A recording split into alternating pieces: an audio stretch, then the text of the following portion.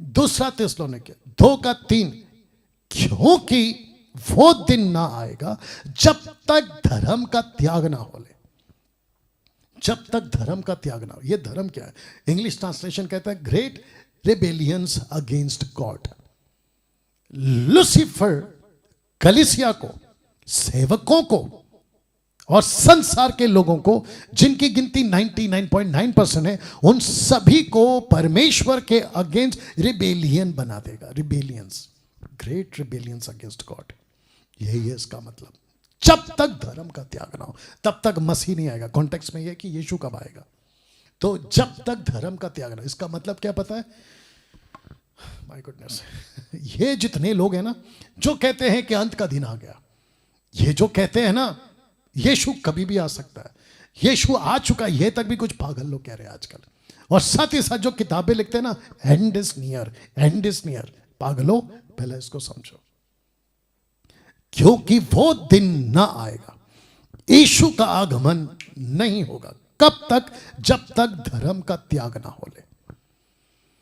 दूसरे शब्दों में, पृथ्वी ऐसी गंदी हो जाएगी जिसके चलते लिखा है कि अगर आज से या तब से आगे जाकर लिखा है कि अगर 100 सालों तक यीशु नहीं आए, इसके हिसाब से बात कर रहा हूं, तो आप सोच तक नहीं सकते कि कितना गंदा हो जाएगा हर इंसान, ब्रैकेट में शैतान के संतान। ये लोग कितने गंदे हो जाएंगे आप सोच तक नहीं सकते। मेरे पास में वक्त की कमी है, अगर आप बने रहते हैं मैं परमेश्वर की आत्मा की अगुवाई में बात करता रहूंगा। प्लीज फोकस करिए।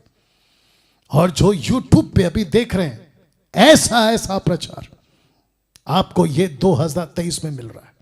जितना हो सके लो, जितना हो सके उसको हासिल करो और दूसरों को भी सिखाओ और दूसरों को भी बताओ। वापस पढ़ दे रहा हूं आपके बीच में, क्योंकि वो दिन ना आएगा। यीशु का आने की बात कर रहा हूं, यीशु के रैप्चर की बात कर रहा हूं, कलीसिया के रैप्चर की बात कर रहा हूं, माफ करें।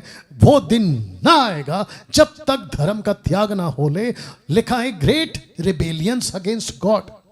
ऐसे ऐसे लोग उठेंगे जो बाइबल से नफरत करेंगे, मसीहों से नफरत करेंगे, मुझ जैसे सेवकों से नफरत करेंगे। संसार की भी बात कर रहा हूं, मसीहों की भी बात कर रहा हूं। ऐसे ऐसे लोग उठेंगे तो जिसके चलते लिखा है कि अगर 100 सालों तक यीशु नहीं आया तो आप सोच तक नहीं सकते कि कितना गंदा हो जाएगा हर इंसान, ब्रैकेट में शैतान के संतान।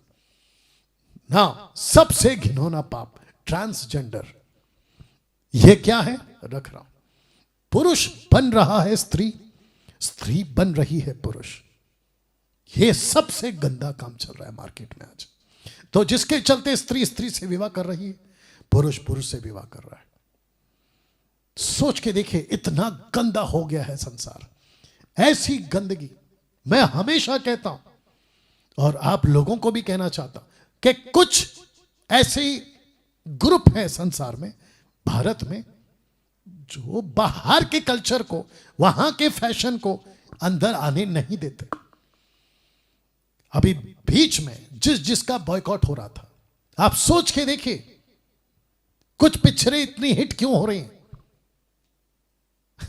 You understand? वापस पीछे जा रहा हूं। इनको पसंद किया जा रहा है, ऐसी हरकतों को पसंद किया जा रहा है, इन लोगों को एक्सेप्ट किया जा रहा है। क्यों? क्योंकि उनकी गंदी मानसिकता।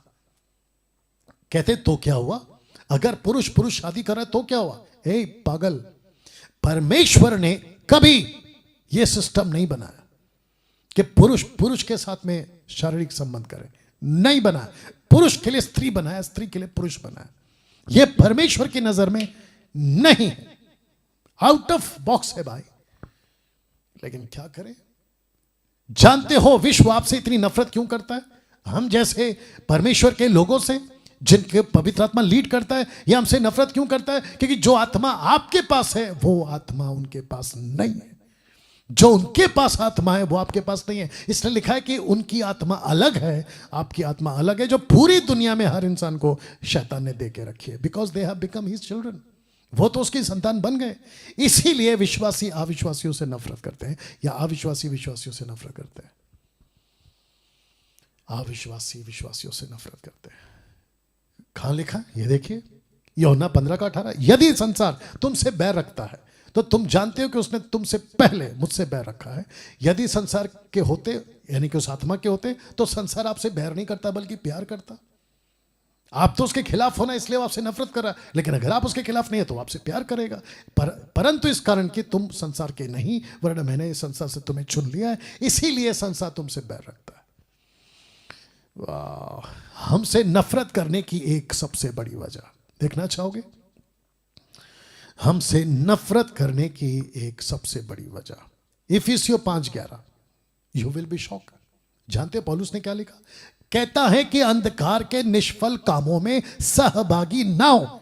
दूसरे शब्दों में उनके साथ उठना बैठना बंद करो, वरना उठना बैठना तो बंद करो, साथ ही साथ उनकी बातों पर उलाना दो। इंग्लिश में लिखो, पढ़ो क्या लिखा है। And have no fellowship with the unfruitful works of darkness but rather expose them.